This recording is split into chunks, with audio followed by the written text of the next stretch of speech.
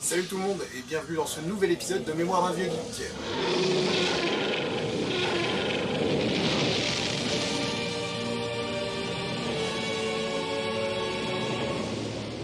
Cette nouvelle vidéo est consacrée à l'un des meilleurs jeux de tous les temps, en tout cas pour moi, mais aussi pour des millions et des millions de joueurs, à savoir le jeu Baldur's Gate. Alors quand je dis le jeu Baldur's Gate, je devrais plutôt parler de la saga, puisqu'en vérité ce jeu est à l'initiative, on va dire à l'origine en tout cas d'une série de jeux. Alors ils ne sont pas tous aussi bons les uns que les autres, mais en tout cas toute la saga PC est pour moi colossale. Certainement l'une des belle saga de tous les temps dans le domaine du jeu vidéo. Alors évidemment, ceux qui sont fans de jeux de foot ou de jeux de course vont pas forcément être d'accord avec moi, mais en tout cas pour la plupart des rôlistes, ça reste une référence et il y a de très bonnes raisons.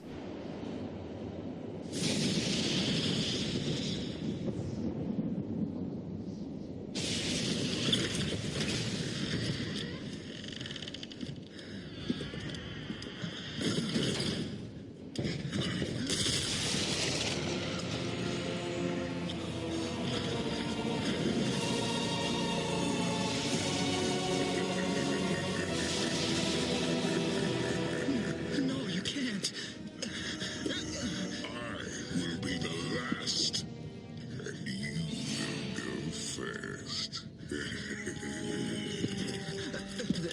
There are others. I can show you. Please. Please.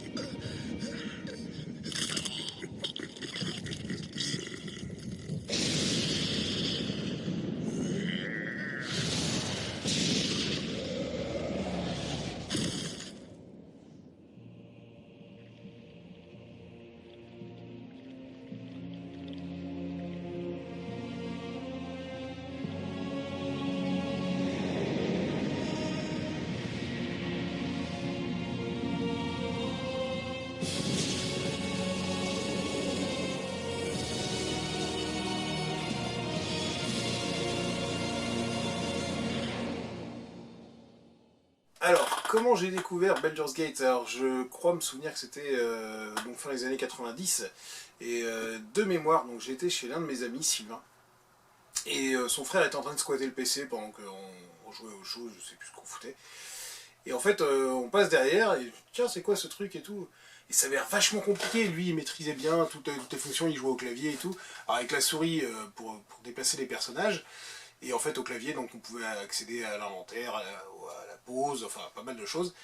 Et je le voyais, il maîtrisait le truc parfaitement, et sur le moment je me suis dit, oh là, ça a l'air bien compliqué et tout. Et puis, on regarde 2-3 minutes, 5 minutes, je dis, putain, ça a l'air quand même vraiment très cool. Et puis c'est tout ce qu'il en a été sur le moment. Et le mois suivant, donc avec, je crois que c'était avec le magazine PC Jeux de mémoire, il y avait un CD de démo. Et ben, sur ce CD de démo, il n'y avait que Baldur's Gate. Alors en l'occurrence, ça correspondait au premier CD du jeu, puisque le jeu à l'époque tenait sur 5 CD. Alors aujourd'hui, évidemment pour les plus jeunes d'entre vous, un CD c'est que dalle, 700 mégas, voilà. Nous il faut savoir qu'on a connu la disquette, un méga 41, donc forcément un CD c'était déjà quelque chose d'assez costaud. Quand on avait un CD qui était bien rempli pour un jeu, ça voulait dire souvent qu'on allait avoir des cinématiques, ou en tout cas pas mal de choses. Là, il faut imaginer 5 CD. Donc forcément, c'est un truc assez impressionnant. Et en fait, ce CD de démo à lui seul, eh ben, il faisait tout le premier CD. Donc une partie de l'installation, et on va dire les 3 ou 4 premières grandes maps, je sais plus, un truc comme ça, avec les villes, enfin, je crois qu'il y avait Château Suif, et donc l'intérieur des maisons, enfin, donc voilà, pas mal de choses quand même, ça promettait en tout cas déjà quelques heures de jeu, rien que sur la démo. Je l'ai installé, et j'ai absolument tout poncé. Je crois que j'ai dû faire vraiment tout. J'ai dû recommencer une fois, deux fois, trois fois. Rien que la création du personnage prenait énormément de temps. Alors ça, c'est quelque chose qui peut sembler assez curieux à chaque fois pour les gens qui ne sont pas rôlistes. C'est la création du personnage. Pourquoi on passe autant de temps à créer un perso? Mais pourquoi? Parce que c'est lui qui va de toute façon nous guider sur l'ensemble d'une aventure qui va prendre des dizaines, voire des centaines d'heures. Alors il faut savoir que ma première partie de Baldur's Gate, donc complet, hein, j'entends, hein, je ne parle pas uniquement de la version démo, elle a totalisé plus de 250 heures de jeu. Sans compter les fois où j'ai perdu face à des boss, parce que du coup c'est pas décompté dans le temps global. Donc certainement pas loin de 300 heures, c'est très possible. Peut-être un peu moins, parce que j'ai pas perdu tant que ça. Il y en a un ou deux qui m'ont posé problème, mais globalement ça allait à peu près. Mais donc forcément, on prend notre temps pour créer notre personnage. Alors, on pouvait choisir, il y avait beaucoup de choses, déjà, homme ou femme, bien sûr. La race du personnage, alors je crois de mémoire on avait humain, elfe, demi-elfe, il y avait gnome, il y avait, voilà, il devait y en avoir 7 ou 8, quelque chose comme ça, des races disponibles.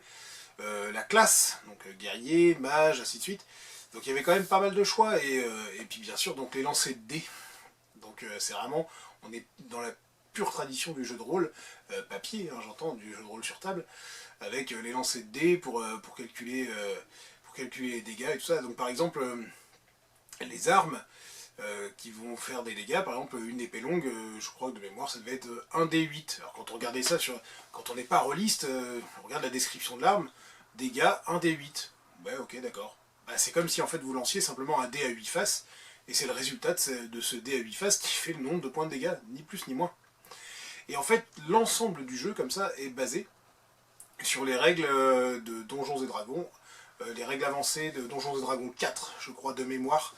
Je dirais pas de bêtises à vérifier, mais je crois que c'était ça.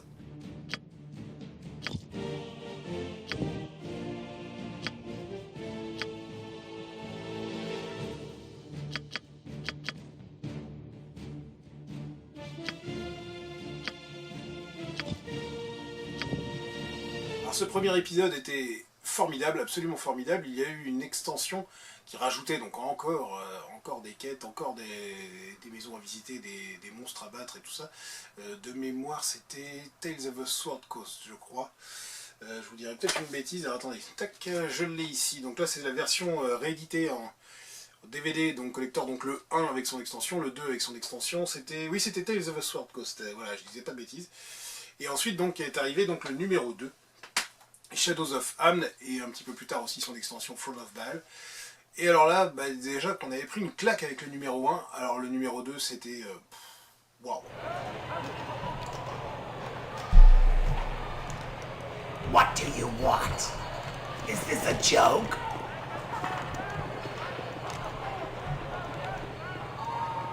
Dans cet épisode 2, il faut imaginer qu'en fait, donc il n'y a plus que 4 CD. On pourrait s'attendre à ce qu'il y ait moins, mais en fait, c'est tout simplement les données de compression qui ont fait que ça pouvait tenir sur 4 CD et non sur 5. En fait, c'est absolument colossal. Si on veut vraiment faire le jeu à 100%, il faut le recommencer avec d'autres classes. Donc par exemple, si on a fait le jeu une fois, donc plus de 200 heures avec un guerrier, et qu'on le refait avec un mage, eh ben on n'a pas les mêmes quêtes. Alors si, on a pas mal de quêtes en commun bien sûr, mais on va avoir d'autres quêtes. Alors là, c'est quelque chose qu'il n'y avait pas forcément dans le premier épisode. Mais voilà, il y a énormément de quêtes d'histoires parallèles. Hein. Voilà, on a un scénario de base qui est commun à tout le monde. Et après, on a plein de quêtes secondaires. Alors quand je vous dis plein, c'est vraiment beaucoup de quêtes secondaires. Je dirais que 70-80% du jeu, ce sont des quêtes secondaires. C'est vraiment pour se faire plaisir à côté du scénario principal. Et en fait, dans ces quêtes secondaires, il y a des quêtes qui sont liées à notre classe ou à notre sexe. Parce que voilà, si on a choisi un homme ou une femme déjà dans la création de notre personnage, eh bien il y a certaines quêtes qui vont se déclencher ou d'autres non, ou alors pas de la même manière. Certaines options dans le jeu qui ne vont pas être les mêmes. Voilà. Et on a aussi donc voilà des liens. Par exemple, si on a choisi... alors je me souviens parce que je jouais souvent avec des elfes ou des demi-elfes. Voilà, question de goût. Ils sont plus fins que moi, je pense que ça devait être pour ça. Bref, peu importe.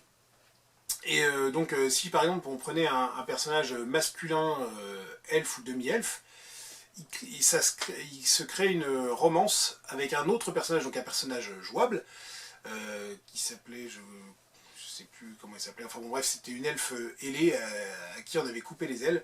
Donc je vais pas vous spoiler si un jour vous voulez faire Baldur's Gate 2, ou que vous l'avez fait mais que vous n'avez pas fait cette quête-là. Bref, il y a un personnage comme ça qu'on peut récupérer qui est une sorcière, une magicienne en tout cas, qui est assez puissante, pas beaucoup de points de vie, donc par contre à protéger pas mal. Et en fait, donc du coup, voilà, il peut y avoir une romance entre le personnage principal et ce personnage. Alors ça va pas forcément amener à grand chose, hein, puisque voilà, ça reste un jeu tout public, hein, faut pas s'inquiéter. Mais ça va déclencher voilà, des choses qu'on n'aurait pas eu si on n'avait pas choisi tel ou tel type de personnage. Donc c'est très intéressant parce que celui qui veut vraiment, celui ou celle d'ailleurs, qui veut faire le jeu absolument à 100%, est vraiment obligé de retenter tout avec des personnages forcément différents de ceux qu'il avait choisis à la partie ou aux parties précédentes pour vraiment voir toutes les options disponibles.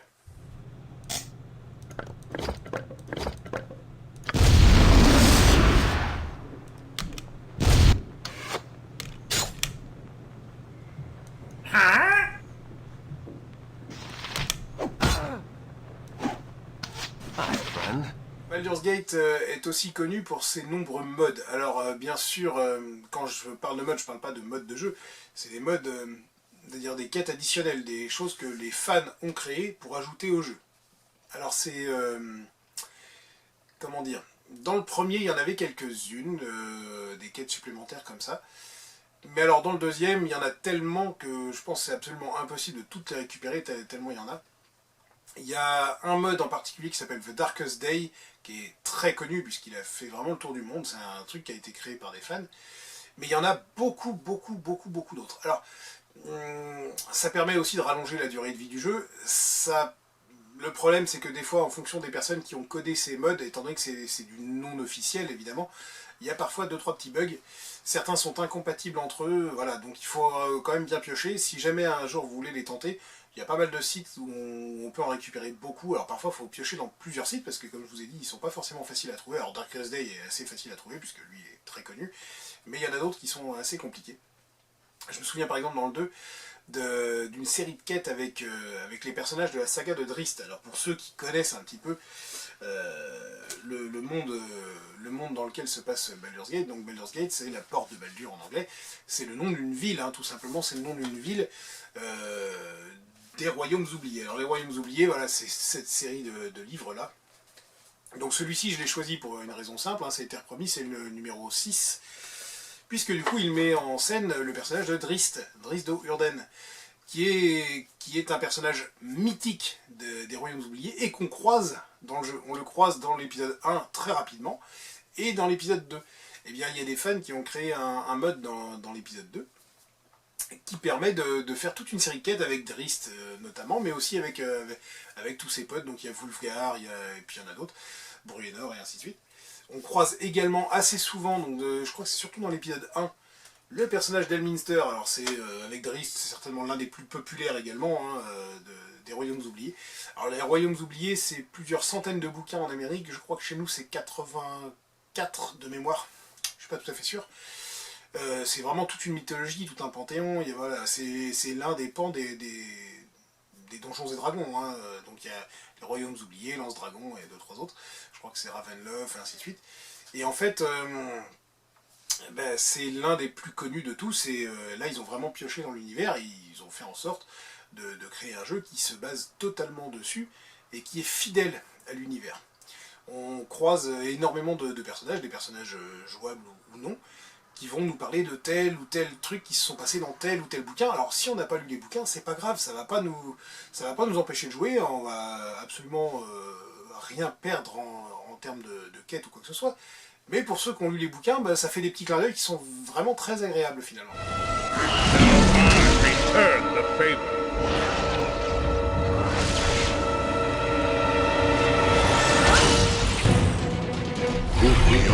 Fear no time. Return the favor.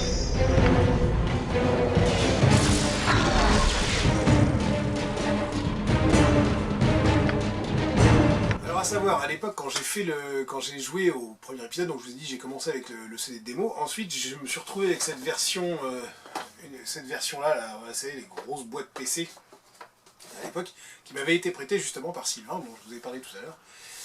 Puis je l'ai trouvé en occasion vraiment pas cher, et je l'ai retrouvé après encore en vitrinier, puis je l'ai retrouvé encore, et puis encore et encore. Idem pour le numéro 2, donc là c'est l'édition avec Phone of Baal déjà inclus. Et ensuite, donc on trouvait assez facilement donc, cette édition que je vous ai montrée tout à l'heure. Et il y a quelques années de ça, je me suis rendu compte, parce que du coup, il y en avait quelques-uns que j'avais en double, au cas où. C'est-à-dire que voilà, s'il y a un CD qui se raye, on ne sait jamais. Voilà, je peux quand même jouer. Alors d'ailleurs, j'avais gravé chaque jeu. Alors je les avais en originaux, hein, le but c'était pas de me faire de la thune, c'était juste de jouer avec les gravés pour ne pas abîmer les originaux au cas où. Vous voyez un petit peu à quel point on en est.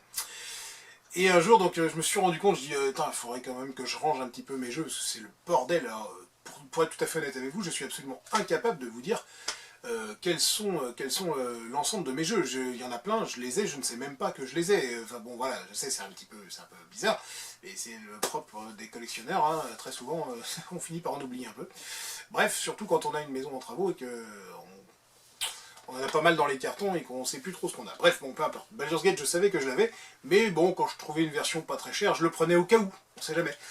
Et je me suis retrouvé, donc, notamment avec cette version, il y a 2-3 ans, quelque chose comme ça, je l'avais en 9 exemplaires. Là, je me suis dit, bon, il est peut-être temps quand même d'en faire profiter les autres. Donc j'en ai gardé une ou deux. Ouais, une, c'est sûr. Deux, je crois que si, je crois que je vais avoir un double encore qui traîne quelque part, au cas où. Et tout le reste, je l'ai vendu. Parce qu'en fait, voilà, ça fait partie de ces petits trucs assez amusants, c'est que finalement, on les prend en se disant, putain, on sait jamais, merde, si s'abîme, je pourrais plus jamais jouer au meilleur jeu de tous les temps. Et en fait, on l'a en tellement de versions qu'il faudrait vraiment pas avoir de bol, quoi. Bref, peu importe.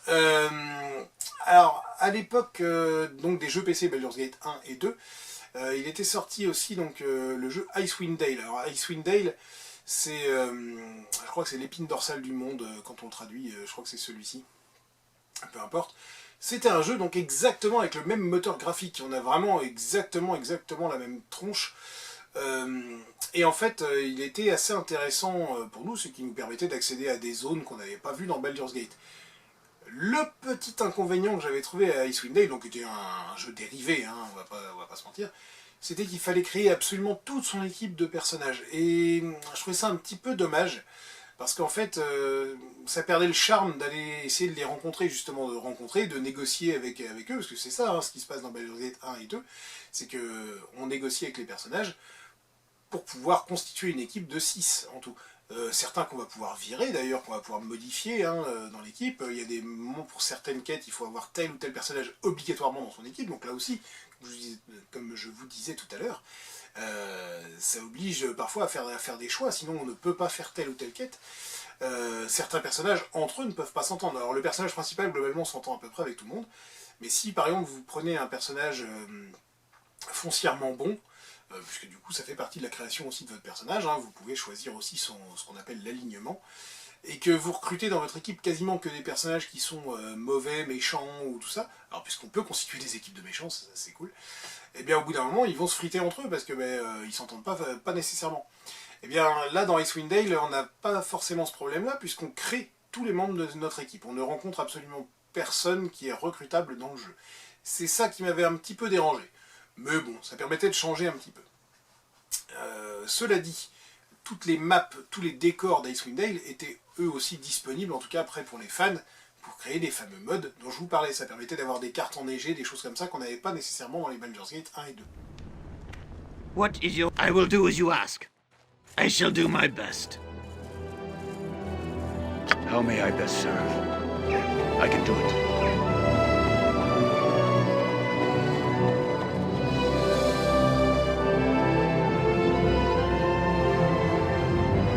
Enfin, Baldur's Gate s'est décliné sous d'autres formats. Alors, moi, celui que je connais le mieux, c'est celui de PlayStation. Donc, alors PlayStation 2, et je crois qu'ils sont sur Xbox aussi, mais je dirais peut-être une bêtise, donc je vais pas m'avancer là-dessus. C'est la série des Baldur's Gate Dark Alliance. Alors, ils ont pour moi moins d'intérêt, puisqu'ils perdent une grosse partie du charme, en tout cas, des épisodes PC. Ils n'ont plus cette espèce de vue de dessus, le côté vraiment jeu de rôle. Alors on est toujours dans un jeu de rôle évidemment, hein, mais ce côté en 3D, immersion, ça, alors je sais ça fait peut-être vieux con, mais j'ai vraiment énormément de mal avec la 3D. J'aime bien maîtriser un petit peu l'ensemble de ce que je vois à l'écran, Et très souvent, je trouve qu'en termes de gameplay, les jeux en 3D, j'y arrive vraiment pas. J'arrive pas à me repérer, voilà, c'est comme ça fait peut-être vieux con, mais c'est comme ça. J'ai voulu récemment me faire les Fallout, alors j'ai adoré Fallout 1 et 2, qui sont comme pour Baldur's Gate, on va dire en vue de dessus, on voit ce qui se passe, on peut bouger, on joue avec la souris, tac tac tac, au moins pour moi c'est clair. Et Fallout 3, qui m'avait l'air pourtant très prometteur, j'ai arrêté au bout de 2 heures, je ne supportais pas, j'avais mal au crâne à force de voir cette caméra tourner dans tous les sens, c'était une catastrophe. Et bien pour moi, Dark Alliance, c'est un peu le même problème. Ça tourne un peu dans tous les sens. Bon, cela dit, c'est un petit peu mieux géré, j'ai trouvé, que sur Fallout 3, mais bon, c'est comme ça. Et ça reste quand même de bons jeux, même si je préfère très très très sérieusement les versions PC.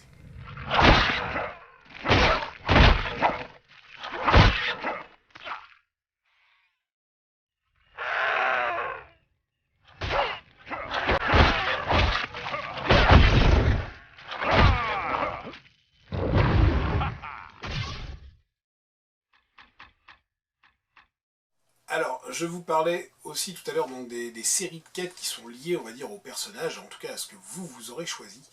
Je sais que personnellement, je n'ai absolument pas pu tout faire, en tout cas dans Baldur's Gate 2 pour l'instant, faute de temps, hein, puisque voilà, à chaque fois j'y passe 200 à 250 heures hein, en moyenne. Et clairement, actuellement, je les ai pas, et pourtant j'adorerais les avoir. Ça me fait un petit pèlerinage une fois de temps en temps. Ah tiens, on sait pas quoi faire, hop, on se refait un petit Baldur's Gate. Bon, j'aimerais bien, mais malheureusement, je n'ai pas le temps. Alors par exemple, je sais qu'il y a une série de quêtes si on choisit un personnage qui est druide. Pas de problème. Le problème, c'est que du coup, j'ai jamais eu le temps de la faire. Alors, toute cette série de quêtes, pour moi, est inconnue. Je sais qu'elle existe, mais je l'ai jamais faite. Alors moi, j'ai fait souvent celle des guerriers ou guerriers mages. Donc dans Baldur's Gate 2, par exemple, si vous êtes guerrier, au bout d'un certain nombre d'heures de jeu, ou peut-être, je sais plus, il faut peut-être avoir fait telle ou telle quête secondaire, il y a un personnage non jouable, qui vient à votre rencontre et qui vous demande un coup de main. Et il faut aller donc sur une map qui n'est disponible que si vous avez un personnage de type guerrier ou guerrier mage. Et en fait, sur cette map, donc là c'est une quête assez grosse, il faut libérer tout un château qui a été envahi par des bestioles. Et en fait, vous devenez le seigneur de ce château.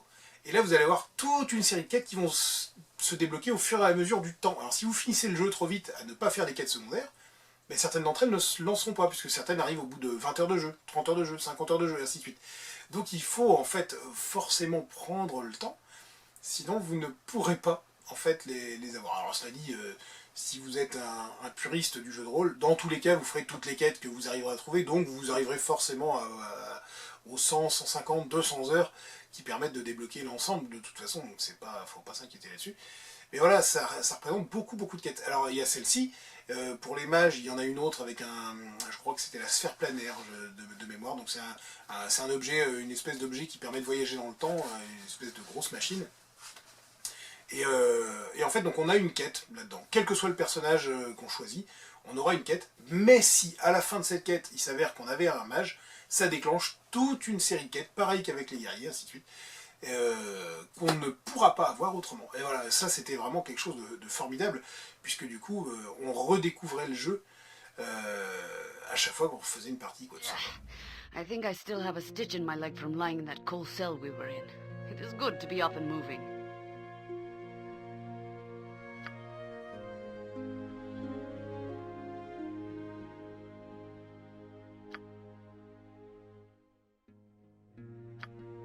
Alors en conclusion, voilà, les fans attendent depuis 20 ans l'arrivée d'un Baldur's Gate 3. Alors il y a eu pas mal d'articles, des annonces de fait sur l'arrivée éventuelle d'un Baldur's Gate 3. On n'y croit pas, je sais pas, moi je croise les doigts, hein, on sait jamais. Mais je commence à avoir de très sérieux doutes malheureusement, hein, au bout de 20 ans ça peut se comprendre. Alors cela dit, on a quand même pas mal de jeux qui sont sortis un petit peu dans le même style. Alors moi je vais parler notamment de Planescape Torment, donc qui est sorti quelques années après, hein, c'est assez rapide. Donc lui qui se passe donc dans le monde des morts, dans la ville de Sigil. Alors c'est le même univers, hein, en fait, normalement, quand les gens meurent, ils nous oubliés, dans Lance Dragon, tout ça, ils vont donc dans cette ville de Sigil qui est plus ou moins une espèce de purgatoire, avant d'aller voilà, au paradis, en enfer, peu importe. Et en fait, donc, on suit un personnage qui a perdu la mémoire et qui est couvert de cicatrices, et en fait, il essaye de savoir qui il est. Alors, c'est beaucoup plus sombre que Baldur's Gate. Bon, en même temps, le thème semble assez logique là-dessus. Mais par contre, on est vraiment sur le même type d'univers. On a vraiment voilà, des personnages à recruter, des quêtes qui se déclenchent en fonction de telle ou telle chose, tel ou tel événement qu'on aura fait. Donc voilà, pour moi, Planescape Torment est vraiment dans la même lignée et très très très intéressant sur ce point-là.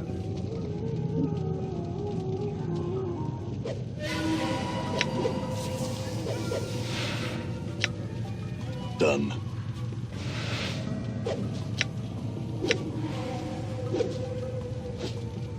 Damn it. Did you see that? All right. I'm gone. Il y en avait d'autres, je crois que c'était le Temple du Mal élémentaire, il y avait Gorasoul, il y avait voilà, quelques jeux comme ça qui sont sortis qui étaient vraiment dans la même veine, même s'ils sont pour certains moins connus que Baldur's Gate. Certains méritent vraiment le détour et si vous avez l'occasion, essayez de les faire, parce qu'ils sont vraiment très très bons. Je crois de mémoire, oui je crois que c'est ça, Pillars of Eternity, donc qui est sorti beaucoup plus récemment. Je crois que c'était un projet qui avait été lancé sur internet. Alors, il ne doit pas exister en version physique, je crois qu'il faut forcément le télécharger de mémoire. Je vous dirai peut-être encore une fois une bêtise, donc Pillars of Eternity. Et alors là clairement on est vraiment sur la suite d'un Baldur's Gate, alors même si c'est pas le même univers, c'est vraiment en fait, quand je dis la suite, c'est dans le déroulement, dans la façon dont le jeu a été créé, c'est vraiment très très bien. Alors moi je n'y avais pas joué puisque je l'avais téléchargé, alors je l'ai, mais j'y avais pas joué parce qu'à l'époque j'avais un écran qui était extrêmement sombre, et j'ai trouvé que le jeu était très très sombre. J'avais beau régler la luminosité, je pense que l'écran, voilà, il commençait vraiment à avoir un gros problème.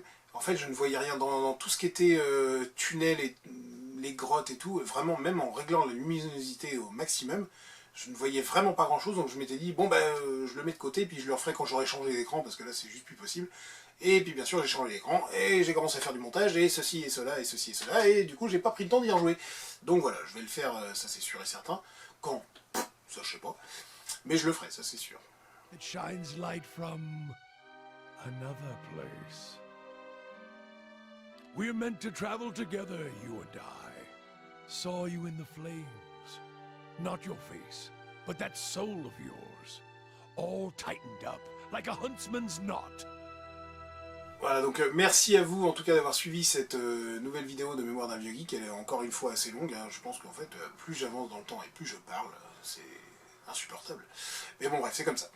Donc à très bientôt pour une nouvelle vidéo.